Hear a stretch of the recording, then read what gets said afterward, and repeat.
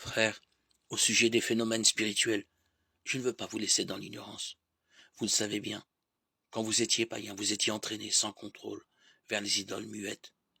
C'est pourquoi je vous le rappelle, si l'on parle sous l'action de l'Esprit de Dieu, personne ne dit Jésus est un maudit, et personne n'est capable de dire Jésus est le Seigneur sans l'action de l'Esprit Saint.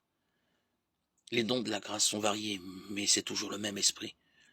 Les fonctions dans l'Église sont variées, mais c'est toujours le même Seigneur. Les activités sont variées, mais c'est toujours le même Dieu qui agit en tous. Chacun reçoit le don de manifester l'Esprit en vue du bien de tous. À celui-ci est donné grâce à l'Esprit le langage de la sagesse de Dieu. À un autre, toujours par l'Esprit, le langage de la connaissance de Dieu. Un autre reçoit dans l'Esprit le don de la foi. Un autre encore, des pouvoirs de guérison dans l'unique Esprit. Un autre peut faire des miracles, un autre est un prophète, un autre sait reconnaître ce qui vient vraiment de l'Esprit. L'un reçoit le don de dire toutes sortes de paroles mystérieuses, l'autre le don de les interpréter. Mais celui qui agit en tout cela, c'est le même et unique Esprit. Il distribue ses dons à chacun, selon sa volonté.